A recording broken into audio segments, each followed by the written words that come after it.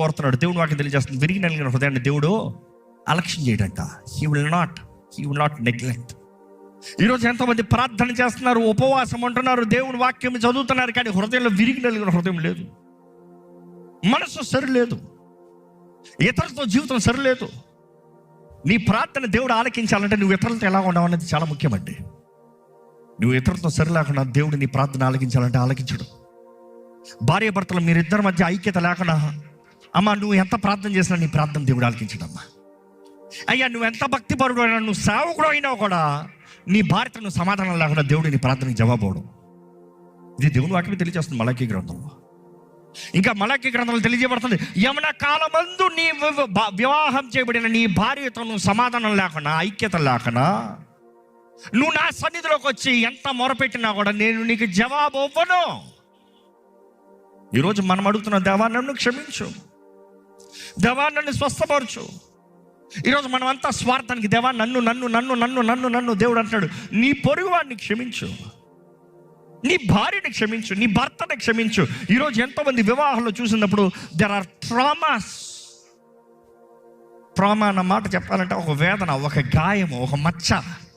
ఈరోజు మనుషులు చూడండి, లోపల గాయాలతో చేదైన వేరులు, ఎక్కడైతే మానని తేరని గాయాలు ఉన్నాయో చేదైన వేరులు అక్కడ నుండి తనుకొని వస్తాయంట. చేదైన వేరులు వచ్చినప్పుడు మనుషుడు సమాధానంతో బ్రతకలేడు. చేదైన వేరులు కలిగిన జీవితము సమాధానంతో ఉండడు.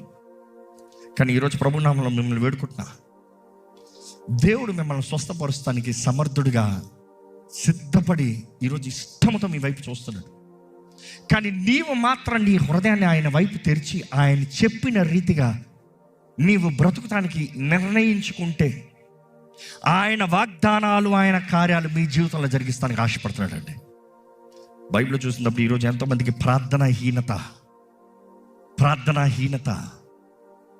గుండె బండతనంతో, బండబార్చబడిన పరిస్థితుల్లో, మొండి పరిస్థితుల్లో ప్రార్థన చేస్తారంట. కొంతమంది ప్రార్థనలు అంటే ఇతరులను విమర్శిస్తామే, కొంతమంది ప్రార్థనలు అంటే ఇతరులకు బుద్ధి చెప్తామే, కొంతమందికి అంటే అందరు చెడ్డోళ్ళు, వారు మాత్రం మంచోళ్ళు. అందరు చెడ్డోళ్ళు, నువ్వు తప్పు, అందరు తప్పు, నువ్వు మాత్రం రైట్. ఇలాంటి వాటిని చూసినప్పుడు దేవుడు విసిగిపోతున్నాడండి. పేరుకు క్రైస్తవుడు, ఎన్ని సంవత్సరాలుగా క్రైస్తవుడు? 30 సంవత్సరాలు.